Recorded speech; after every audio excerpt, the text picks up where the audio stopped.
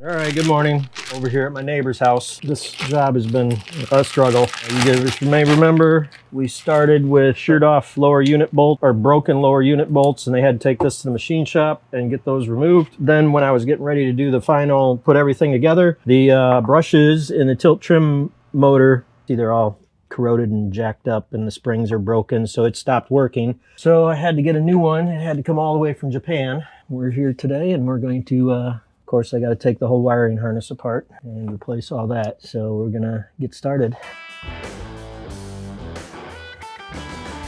They don't make this a fast job. So yeah, you can see I'm gonna have to chase this wire harness all the way up into the engine so I can get to this plug, and then I'll have to route it back down. We'll get at it. Oh boy, I gotta take this whole thing apart. Took a couple screws out, and of course now I have to get they used an Allen wrench now. Not an Allen wrench, but it worked. So this is a Honda. What's your favorite outboard? This is not my favorite. They're not a bad motor, but they're not a lot of them down here in Key West or Southern Florida. So the parts are limited, support's limited. Because it's Honda, it makes it more difficult. But right here's the plug I have to take off. So let's get that taken off right here. All right, got that out. Now let's see here. We got zip tie. All right, so we got a couple zip ties we got to cut. You're probably asking yourself, well, Matt, why don't you trim the motor down? Well, I guess I could manually, but then I got to get it back up manually. I guess I don't really want to do that. And I'm getting there, getting it out. Obviously, the motor's not on there, but that piece was like $860 putting it back in. This part right here might be the hardest part of the whole job. Getting it back in through this waterproof, well, water-resistant. Put a little grease on there. Might make it easier. Wow, that went surprisingly easily. Oh, good for you. Yeah. Route this back. Just a disclaimer, I am not a Honda mechanic, but this isn't the toughest job in the world. You mean you've done tougher? Well, yeah. Fulfilling your duty of being a YouTube mechanic. Yeah. Let's get some zip ties. Ooh, it's getting a little warm out here. Got the zip tie back on the rubber boot. Let's try this again. Fish this around there. There we go. Got the rubber grommet zip tied back up, the waterproof guy. That's all gone right there. That's got to go back in here. Man, I don't know about you guys, but I don't think I'm ready for this heat yet. It's sunny and... Probably about 80. Yeah, I would say, put it this way, I'm sweating.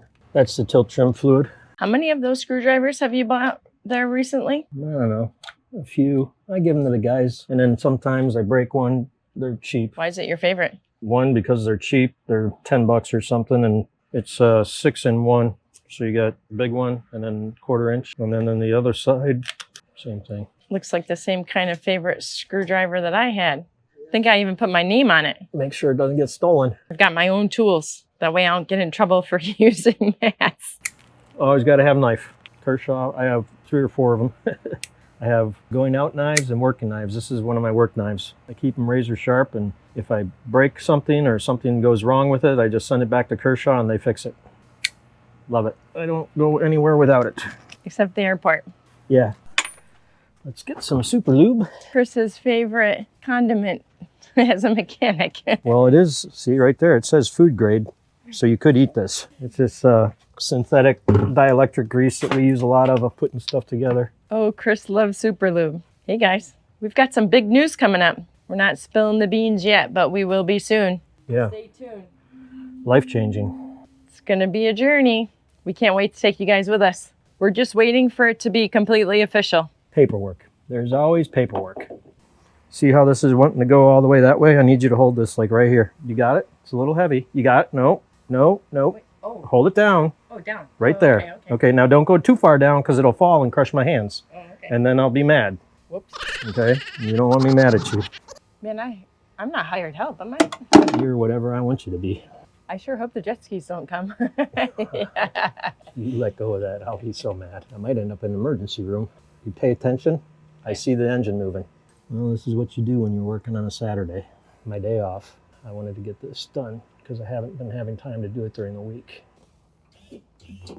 Well, that's amazing. Now I just got to service it up. All right, that's actually good news. I know it doesn't sound good right now. That's because it needs fluid. but that is excellent news. First things first, let's get one job done, then we'll move to the next. All right. They don't have specifically tilt trim fluid in this. Somebody put ATF in there, so I'm going back with ATF. I might have to do this once or twice to get it serviced up and bled. Where did I put that little plug? All right, now bump this a few times. I gotta get up there and turn the battery back up.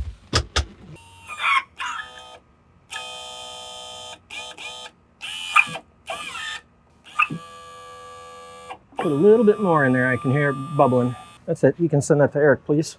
Over the years, we've learned to take video, the job, and making sure everything's working, and quality checks and operational checks, because sometimes you just get some people that are never happy, and so you have to Cover your butt. Yep, have proof. Saved us recently, actually. Yep.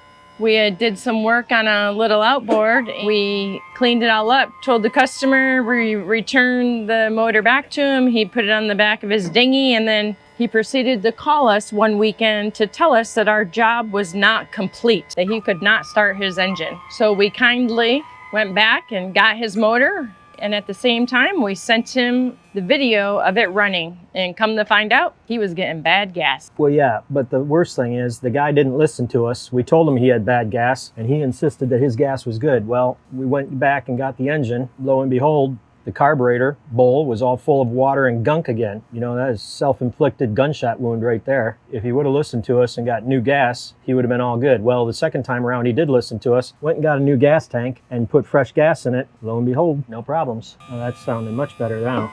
Not hearing the little... Well, still a little bit of air in there, not much.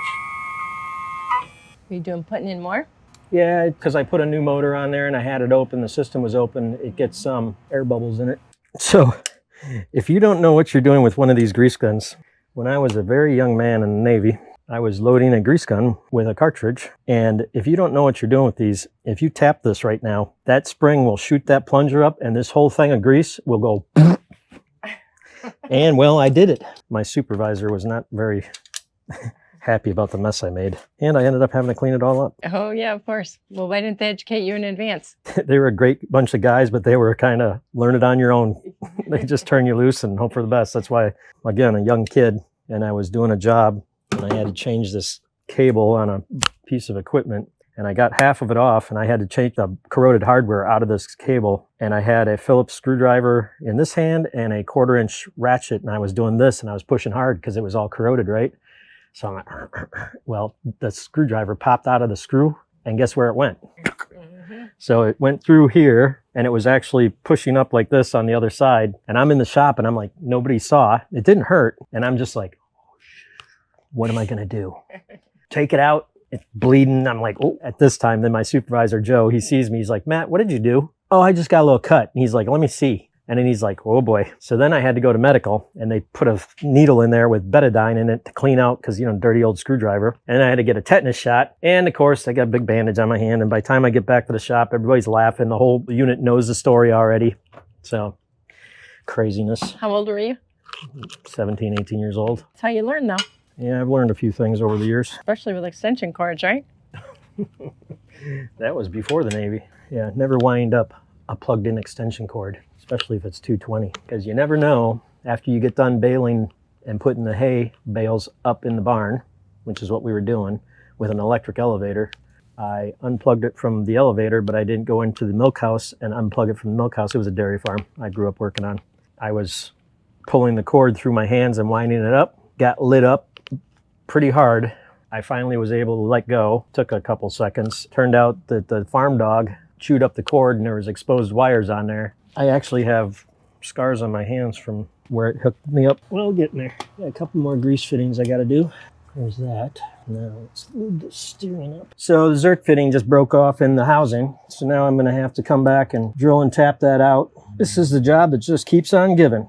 Luckily, I got a bunch of grease in there before it broke off. There's the spring. It's just old and corroded. Salt water. Well, and this used to be a freshwater boat, right? Well, no, I don't think so. I think they had it up in Massachusetts, but they lived on or by the ocean. So the other one broke off too. It's not the end of the world, just means more time. All right, we're up here to my buddy's shop, Real Impact. Summerlin Key, going to see Joe and Elliot and pick up some parts for a client of ours.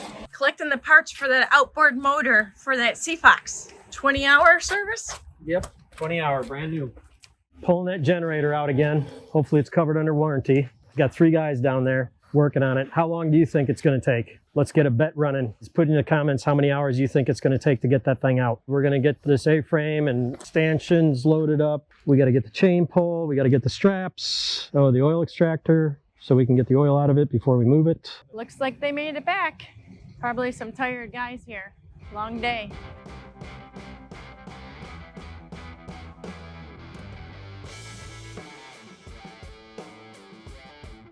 Okay, come back. Hey, Sam? I'm going to grab this pallet. Just make sure when it comes down. All clear? Yeah, go ahead. Brand new, but broke. Hang on, let me get that. Well, that's why I'm doing it like this.